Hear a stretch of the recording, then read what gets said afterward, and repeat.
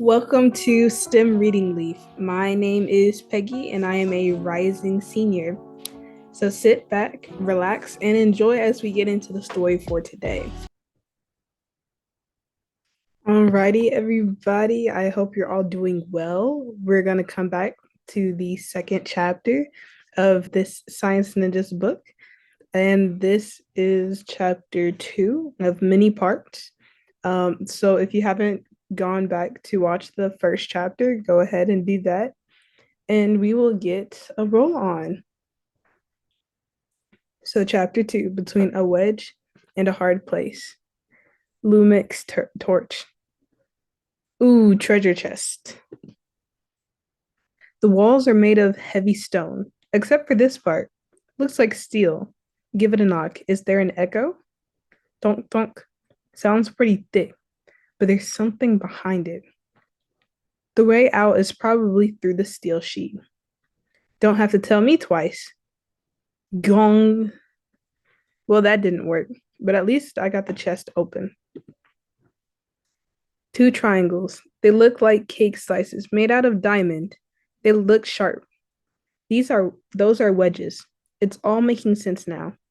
A wedge is one of the 6 simple machines. You will want to keep that in mind.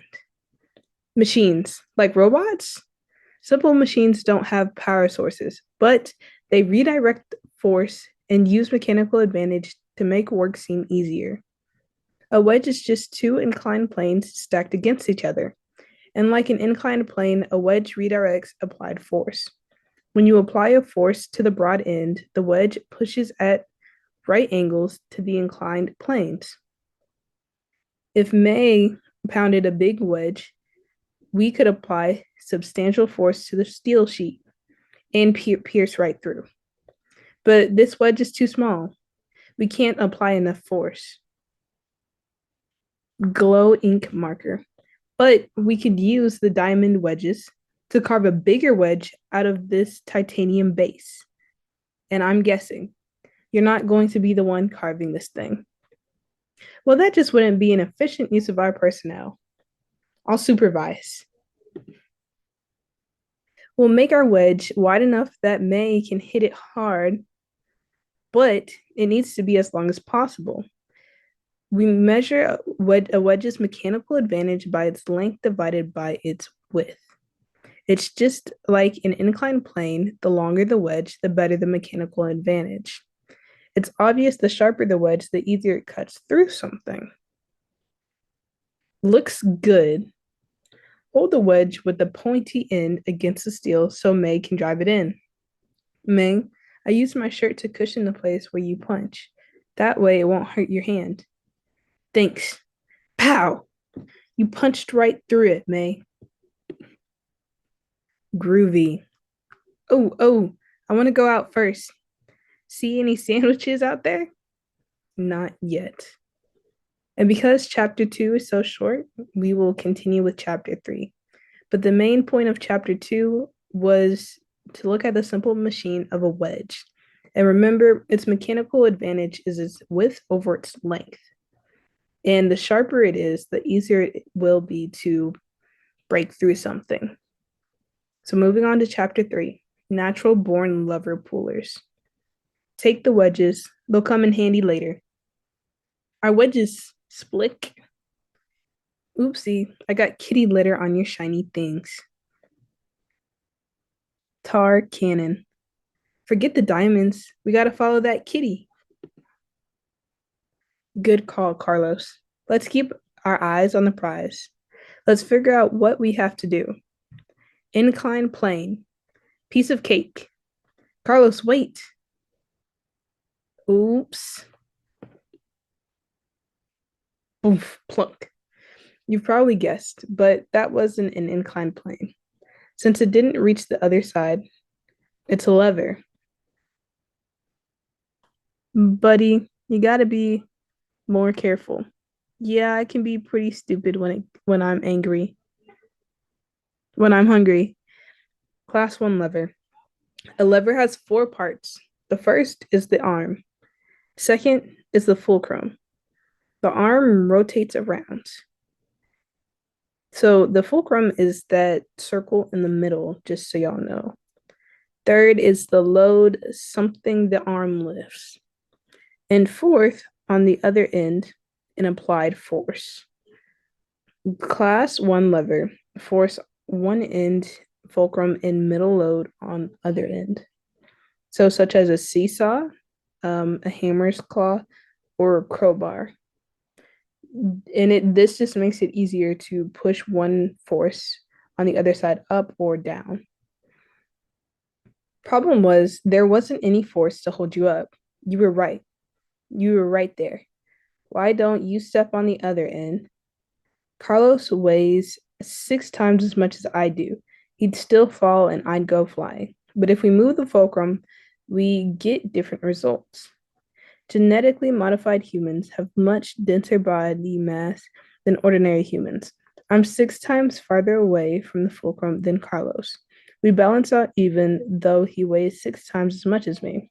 It's a special case of a mechanical advantage called leverage. If we have more distance, we need less force. So keep that in mind as we're reading this. When it talks about leverage, so again, the more distance you need, the less force you need. So the less you would need to push on something or the less weight you would need. Now what? We have to move this block up to the ledge to hold the plank down. Then we can all walk across. It's not moving. I think it's stuck on something. Got any ideas, Brainiac? Class 2 lever. If we wedge the plank under the block as far as we can, the fulcrum will be at the end, the load will push down on the plank, and we can lift on the other and try to pry it off. Class 2 levers fulcrum on one end, load in the middle force on other end, such as a bottle opener, a wheelbarrow, or a nutcracker. And so these are all class 2 levers.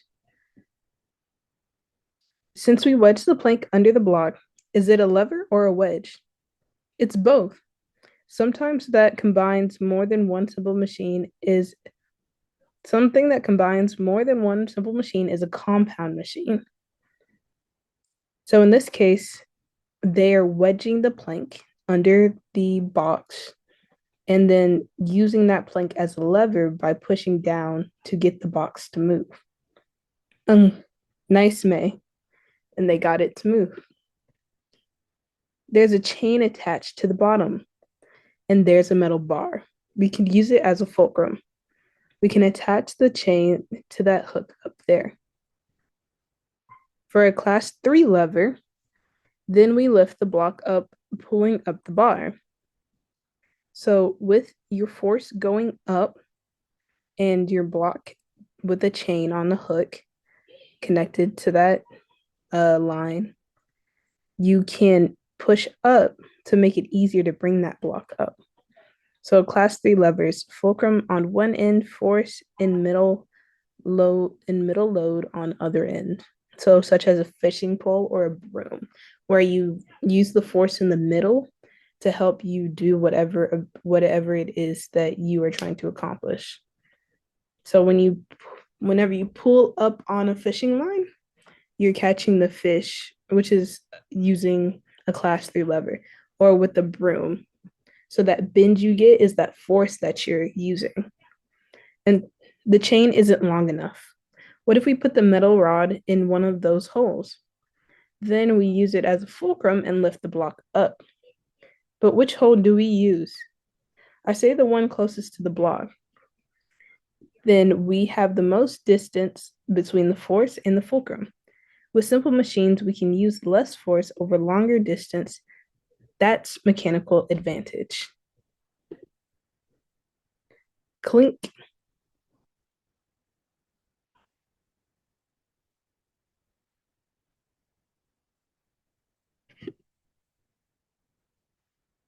And so now they can cross. You okay, Carlos? Oh, yeah, I'm great. Hey, Fermi, Carlos and I need food if we're going to be pushing these stupid blocks all day or protecting your sprained ankle from a security mech ambush. We can handle a mech.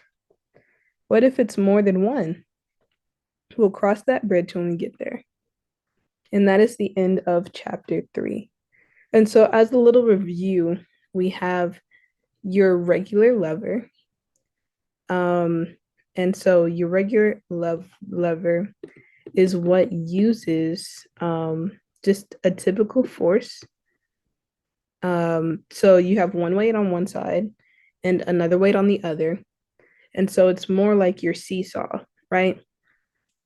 While you're having some circle thing, as you can see in the bottom left corner, move helping you to bring one side of the plank up or down. And then we have a class 2 lever where you're wedging it under something else and then using your force downward in order to move it one way or the other. And so again, this would be like a bottle opener or a nutcracker, um, where you're pushing up or down in order to get another force elsewhere. And so the difference is that this one doesn't require a circle in the middle, like a seesaw, in order to push the given load. And then we have a class 3 lever. This is the one that's going to be like your fishing line, where you're pulling or pushing from the middle in order to get another load or another weight up or down. So again, like a fishing pole or like a broom. And that is our recap. I will see y'all in 2 weeks for chapter 4. I hope you enjoyed this chapter. And once again, the link will be in the description below if you want this book for yourself.